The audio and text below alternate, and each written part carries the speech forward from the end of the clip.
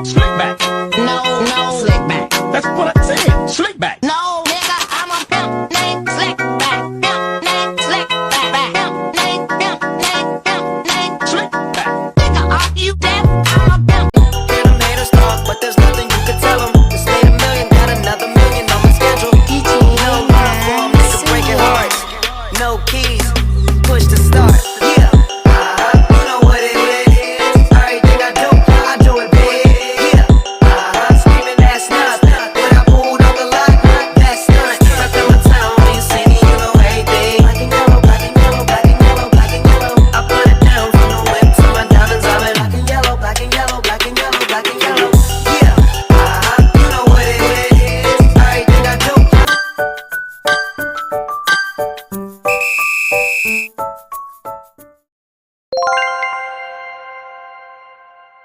Pengertian modal. Menurut KBBI, modal adalah dana yang bisa digunakan sebagai induk atau pokok untuk berbisnis, melepas uang, dan sebagainya. Dalam artian lain, modal adalah harta benda atau bisa berupa dana, barang, dan sebagainya yang dapat dimanfaatkan untuk menghasilkan sesuatu yang dapat menambah kekayaan dan keuntungan. Pengertian modal menurut para ahli. Yang pertama ada Bambang Rianto, profesor dari Fakultas Ekonomika dan Bisnis tersebut menjelaskan bahwa modal adalah hasil produksi yang kedepannya dapat digunakan kembali untuk melakukan produksi selanjutnya. Yang kedua ada Lawrence J. Gitman. Menurut buku Principles of Managerial Finance tersebut menyatakan bahwa modal merupakan pinjaman jangka waktu tertentu yang dibebankan kepada perusahaan. Dan Dr. Andes Mukijat, pakar administrasi negara ini memiliki pandangan bahwa modal adalah semua hal yang dimiliki oleh perusahaan.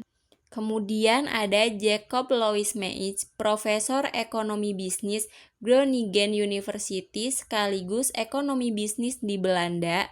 Ini berpendapat bahwa modal merupakan seluruh barang di dalam rumah tangga perusahaan yang bisa dikolektifkan untuk mendatangkan pendapatan. Modal dibedakan menjadi dua bentuk, yaitu modal aktif dan modal pasif.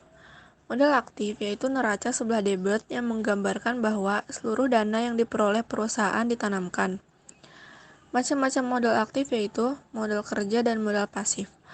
Modal kerja adalah dana yang diperlukan oleh perusahaan untuk memenuhi kebutuhan operasional perusahaan sehari-hari. Dan modal tetap adalah modal yang dapat digunakan untuk produksi beberapa kali dalam waktu jangka panjang dan berulang.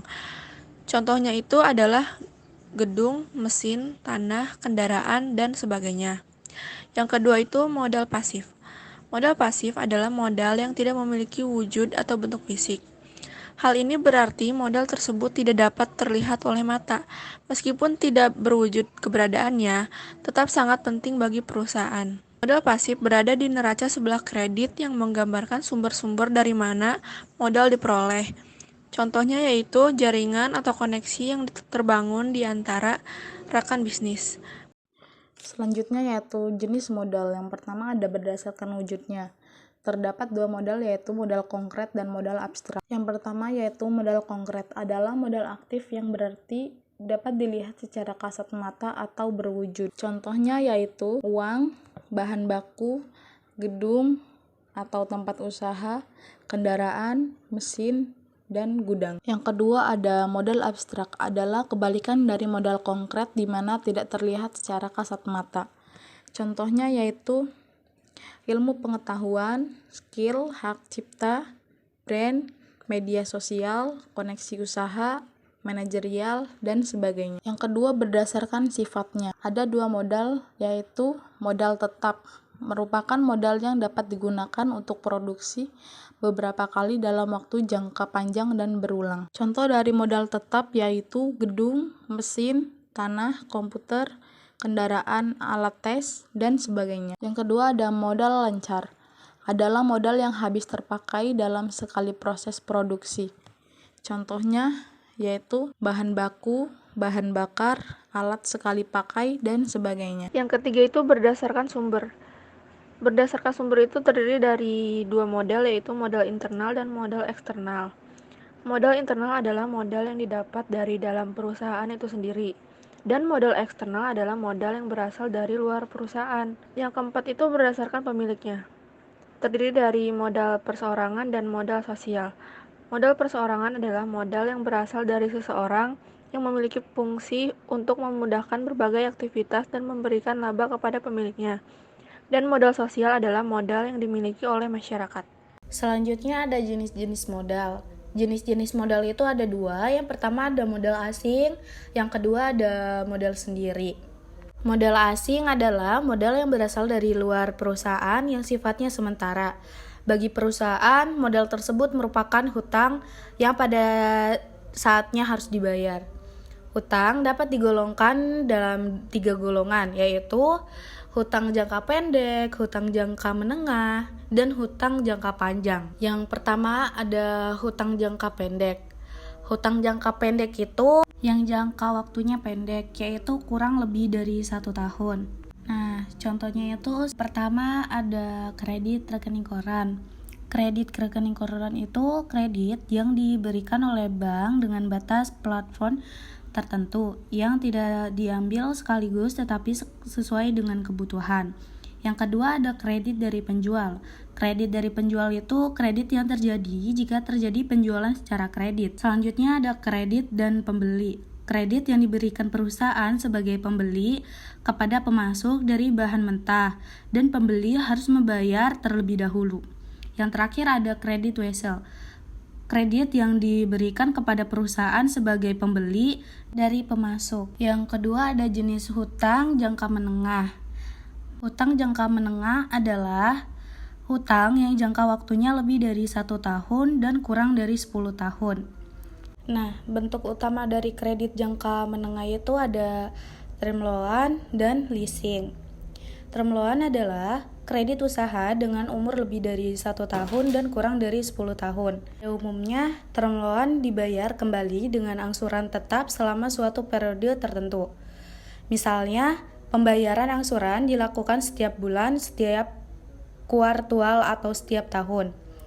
Selanjutnya ada leasing. Leasing adalah suatu alat atau cara untuk mendapatkan servis dari suatu aktiva tetap, yang pada dasarnya adalah sama seperti halnya kalau kita menjual obligasi untuk mendapatkan servis dan hak milik atas aktiva tersebut, dan bedanya pada leasing tidak disertai dengan hak milik. Dan jenis-jenis leasing.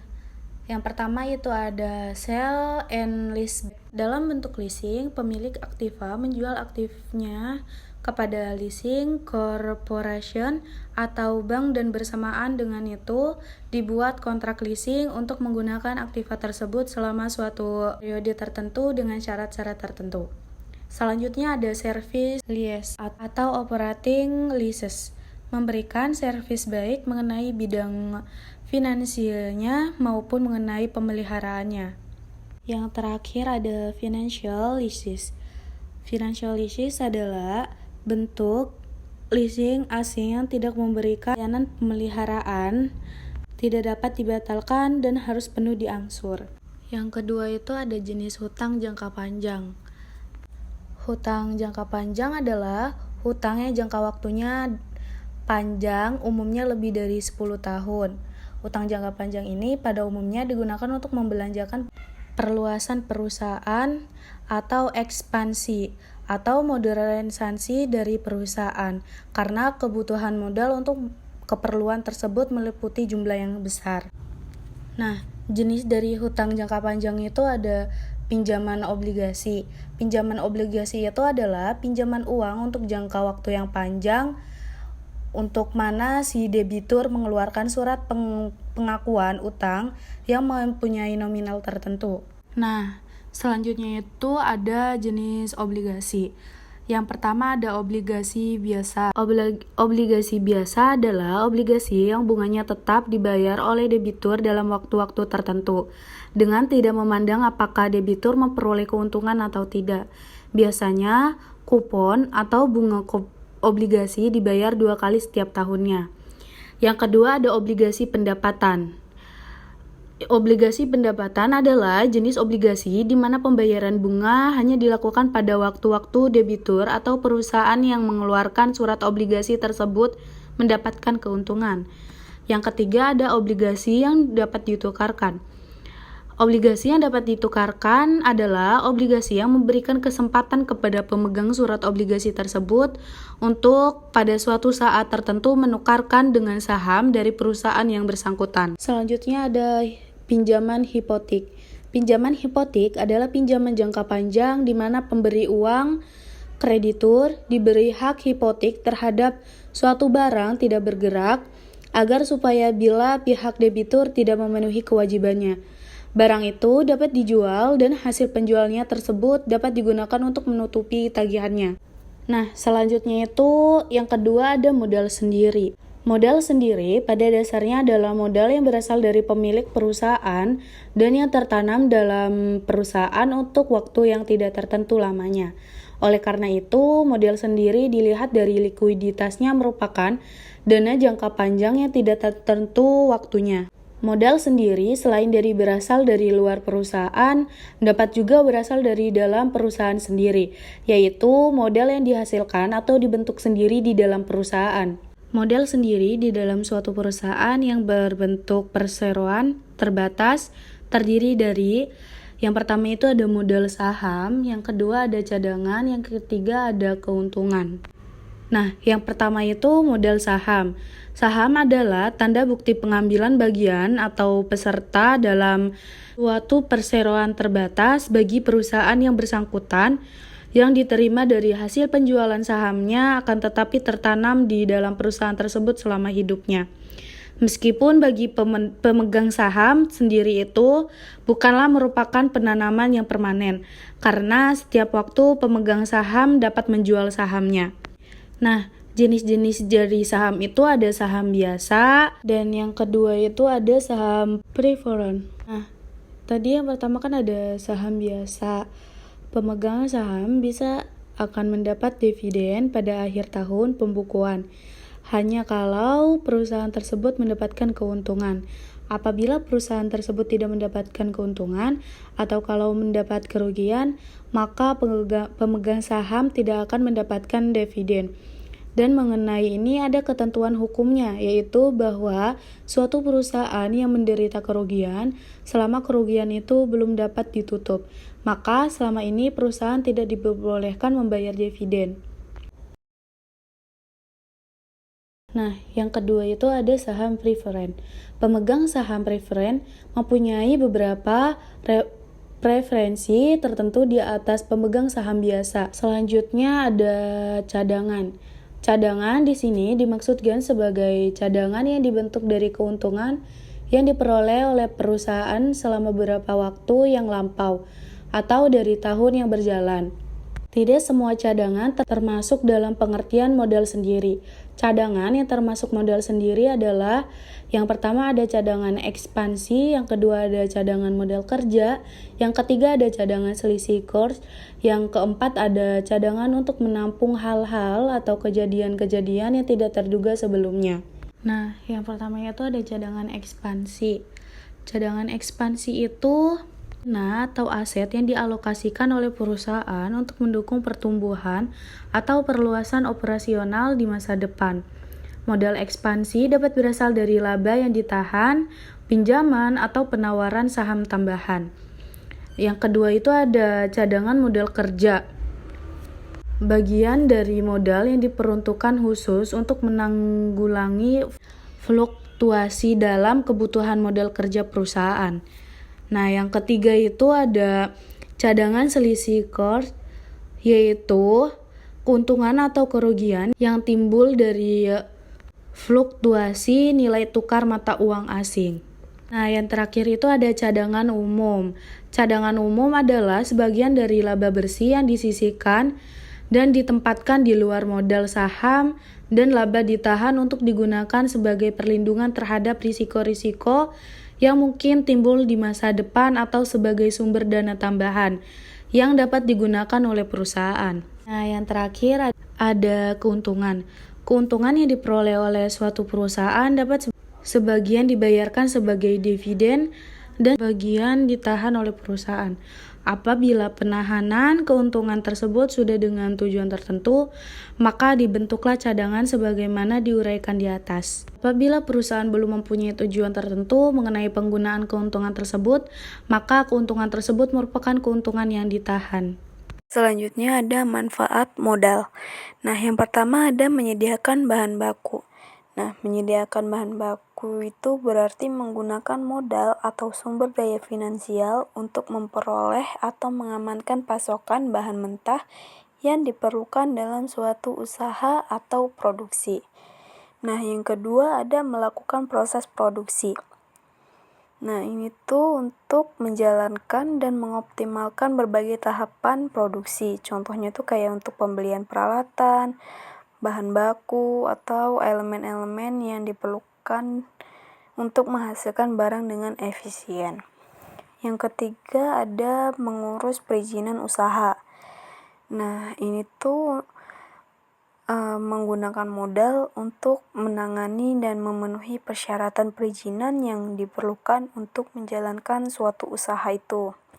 Nah, ini tuh kayak pembayaran biaya perizinan, terus memenuhi standar regulasinya, dan upaya lainnya yang mendukung legalitas dan keberlanjutan operasional bisnis. Nah, yang keempat ada mengurus hak paten. Ini tuh untuk memproses dan mendapatkan perlindungan hukum atas suatu penemuan atau inovasi.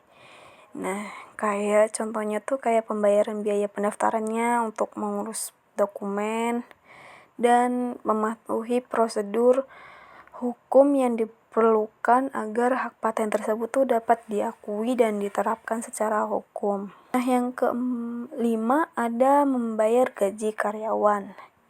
Nah, ini tuh penggunaan modal perusahaan untuk memberikan imbalan kepada karyawan atas pekerjaan dan kontribusi mereka. Kayak contohnya tuh penggajian secara rutin sesuai dengan perjanjian kerja, serta pemenuhan kewajiban pajak dan kontribusi lainnya. Yang keenam ada simpanan.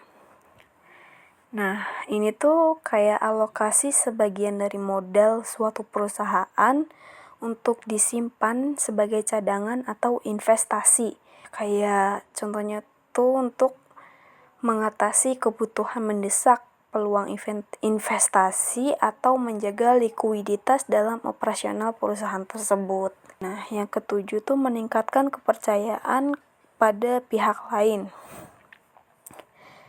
Nah, ini tuh kayak penggunaan modal untuk mengimplementasikan strategi atau tindakan yang dapat membangun keyakinan dari pihak lain terhadap suatu perusahaan atau usaha itu. Nah, ini tuh kayak contohnya tuh kayak investasi dalam transparansi, pemenuhan kewajiban, atau membangun reputasi yang positif untuk meningkatkan kepercayaan dari mitra bisnis, pelanggan, atau pemangku kepentingan lainnya. Yang terakhir tuh ada keperluan lainnya. Ini tuh kayak berbagai kebutuhan atau penggunaan modal untuk mendukung berbagai aspek bisnis. Kayak contohnya tuh kayak alokasi dana untuk aspek seperti riset dan pengembangan, pemasaran, pelatihan karyawan, pemeliharaan peralatan, serta upaya-upaya lain yang dapat meningkatkan kinerja dan berkelanjutan perusahaannya itu. Kesimpulan dari materi ini yaitu modal adalah aset perusahaan setelah dikurangi semua kewajiban. Modal juga merupakan aktivitas yang bersangkutan dengan usaha mendapatkan, kemudian menggunakan atau mengalokasikan dana tersebut. Dan ada beberapa jenis-jenis modal yaitu berdasarkan sumber, berdasarkan pemiliknya, berdasarkan wujudnya, dan berdasarkan sifatnya. Jenis-jenis modal juga terdiri dari modal asing dan modal sendiri.